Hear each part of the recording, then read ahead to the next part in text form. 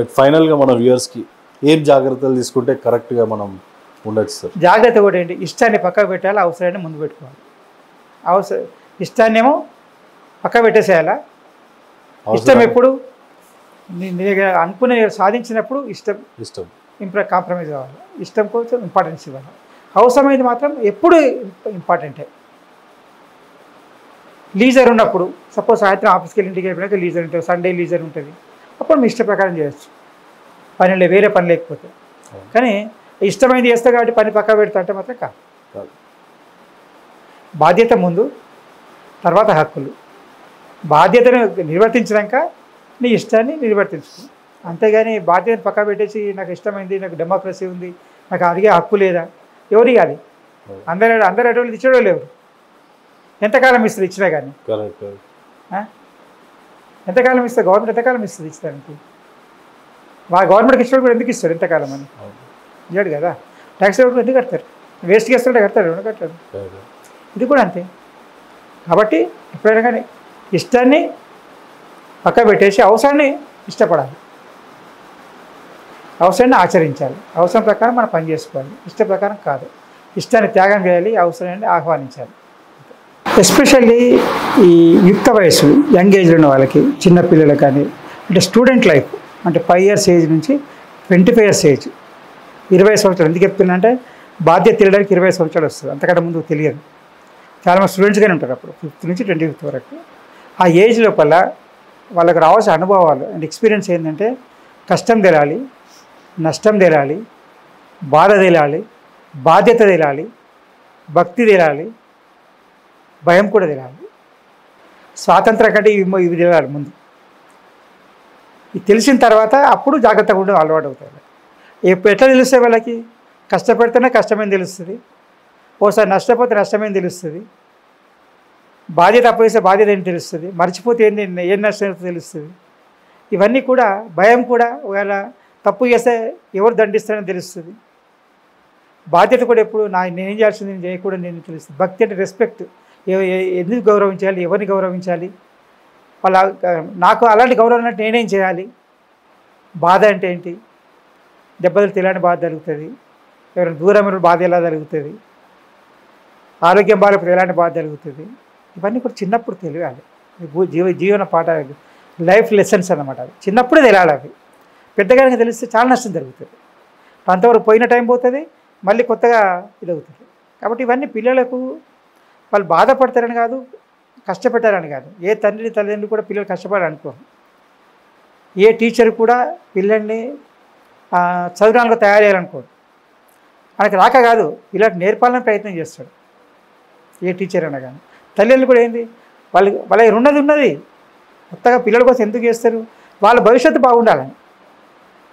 కాబట్టి వాళ్ళ యొక్క భవిష్యత్తు బాగుండాలని తల్లిదండ్రులు కోరుకున్నప్పుడు నువ్వు వాళ్ళ కోరికని నువ్వు ఏ విధంగా తీరుస్తున్నావు, ఏ విధంగా ప్రయత్నం చేస్తున్నావు దాని కొరకు.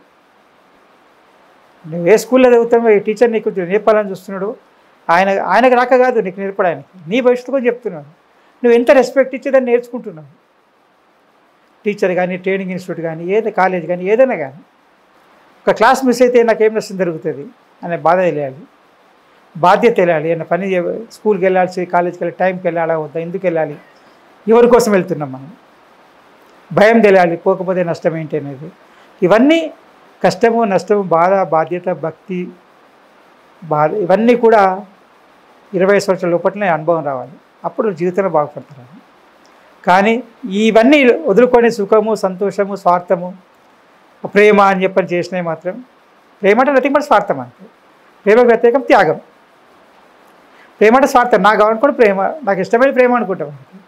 కానీ త్యాగం అంటే వేరే వాళ్ళ కోసం త్యాగం చేసేది, అది వదిలేసేది. అవి సేవ, త్యాగం ఇవి అలవాటైతే ఇవి రావు, దగ్గరికి రావు ఇవి. కాబట్టి నీకు అవసరమైంది ఏంది అలాంటి ఉంచుకోండి, అవసరాన్ని దూరం పెట్టేసేయండి అంతే. ఓసారి నువ్వు అని చెప్తే, రెండోసారి, మూడోసారి చెప్తే లారీ దగ్గరికి ఇంకా అట్టు సర్కిలే వేరే అయిపోతుంది. మనం ఎందుకు ఆలోచించమంటారు? నేను ఇవాళ కారు ఉంది, కారు తల్లిదండ్రులు ఇచ్చారు నీకు, ఎక్కడికి వెళ్ళి ఇచ్చారు కారు? అది ఎందుకు ఇచ్చిండ్రు? కాలేజీకి కొమ్మని ఇచ్చిండ్రు. కాలేజీ ఫ్రెండ్స్తో తిరగమని కాదు కదా. కాలేజీ కూడా బస్సులు ఎక్కడమో ఇబ్బంది అవుతాయి, టైంకి అంతవో అందవో, బస్ మిస్ అవుతుందో ఏమవుతుందో అని బాధ కోసం ఇచ్చారు. కానీ నువ్వు ఫ్రెండ్స్ తిరగడానికి కాదు కదా కాలేజ్ ఇచ్చింది పని. వాళ్ళు ఎట్లా ఎక్కడి నుంచి అందరూ డబ్బులతో తీసుకొచ్చిర్రా, వాళ్ళు ఎక్కడో లోన్ తీసుకొచ్చి ఉంటారు, దానికి ఇన్స్టాల్మెంట్ కట్టాలి, నీకు చెప్తలేరు అంత మాత్రాన లేని కాదు కదా. ఇది ఆలోచించాలి, పిల్లలు ఆలోచించాల్సింది పేరెంట్స్ పడే కష్టం గురించి తెలియాలి. వాళ్ళకి ఇవ్వకపోతే వాళ్ళు బాగా సంతోషంగా ఉంటున్నారు, ఇంకా పిల్లలకు ఖర్చు పెట్టకపోతే వాళ్ళు ఇంకా హ్యాపీగా ఉంటున్నారు. ఈ డబ్బులు వాళ్ళకి మిగిలేదు కదా. పిల్లలతో 10th క్లాస్ పాస్ చేయగానే ఏదైనా ఎక్కడైనా పని చేపిస్తే పని చేయించాను అనుకోండి, ఖర్చు తగ్గుతుంది, ఆదాయం వస్తుంది, చేయొచ్చు. ఎందుకు చెప్పలేదు? ఇంకా భవిష్యత్తు మాకంటే బాగుండాలని కోరుకుంటున్నావు కాబట్టి వాళ్ళకి నువ్వేమిస్తున్నావు పేరెంట్స్కి, అలా ఆలోచించే పేరెంట్స్కి నువ్వేమిస్తున్నావు, అది ఆలోచించాలి. టీచర్స్ కూడా అంతే, ఆయనకంటే బాగుండాలని చూస్తాడు ఏ టీచర్ అయినా కానీ. నాకంటే అభివృద్ధిలోకి రావాలని టీచర్ చూస్తాడు, లెక్చర్ కానీ టీచర్ అయినా ఎవరైనా కానీ. ఆయన కేర్లెస్ చేస్తావు, అశ్రద్ధ చేస్తావు, ఇన్సల్ట్ చేస్తావు, అది ఎంతవరకు సమంజసం చెప్పండి స్టూడెంట్గా? కరెక్ట్ కాదు కదా అది. ఎవరు చెప్పాలి? అది తెలియకపోతే చెప్పచ్చు, తెలిసిన వాళ్ళకి ఏం చెప్తుంది? తెలిసి తప్పు చేసి చెప్పలేం కదా.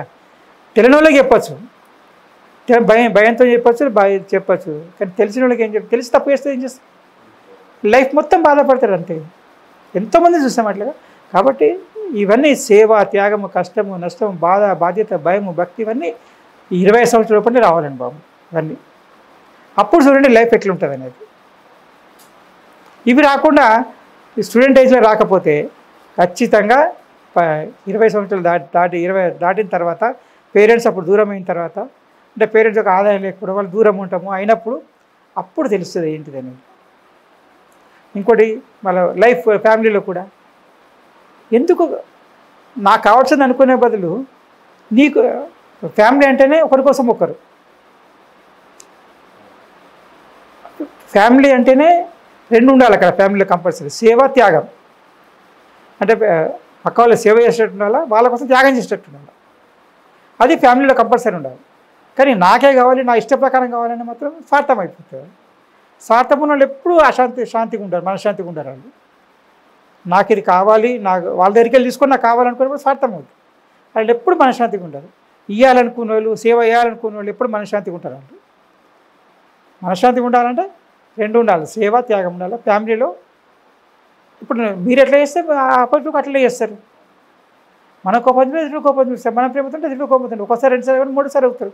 కొందరు ఉంటారు హార్డ్ నట్స్, వాళ్ళు మారరు. అలాంటి జాగ్రత్తగా ఉండాలి అంతే. అంత మాత్రాన 190 మంది మంచిగా ఉన్నప్పుడు వదిలేసి 10 మంది గురించి మోడల్ తీసుకొని వాళ్ళని ఇది చేస్తే ఎట్లా? ఇంకోటి ముఖ్యంగా క్యారెక్టర్, కాన్ఫిడెన్స్. ప్రతి వ్యక్తికి కూడా తను చేసే పని నమ్మకం ఉండాలి, కాన్ఫిడెన్స్ ఉండాలి. నెక్స్ట్ కరేజ్, ధైర్యంగా ముందుకెళ్ళేటట్టు ఉండాలి, క్యారెక్టర్ ఉండాలి. కాపీ కొట్టి పాస్ అవుదాంలే, మోసం చేసి సంపాదిద్దాంలే అనేది కాకుండా పని చేసి సాధిద్దాం, ఆ విధంగా క్యారెక్టర్ అనేది రావాలి. ఇవి వస్తేనే మనకు లైఫ్లో బాగా ఉపయోగపడుతుంది. లేకపోతే మాత్రం అది టెంపరీ స్ట్రక్చర్ అవుతుంది తప్ప నిలబడే స్ట్రక్చర్ కాదు. అంటే మన ఈ యొక్క క్వాలిటీస్ అన్నీ కూడా పిల్లర్స్, వాల్స్ అన్నమాట. ఆ పైన వేసేటన్ని కలర్స్ లాగా అవుతుంది. కలర్ ఉంటుంది, పోతుంది, కానీ పిల్లర్స్ ఈ స్లాబ్ మాత్రం పోదు, పర్మనెంట్గా ఉంటుంది అది. అంటే మనం ఆ విధంగా ఆ స్టాక్ మీద ఉండాలి, కానీ ఈ కలర్ స్ట్రెంత్ మీద నిలబడకూడదు, గ్లామర్ స్ట్రెంత్ మీద ఉండకూడదు, గ్రామర్ స్ట్రెంత్ మీద ఉండాలి.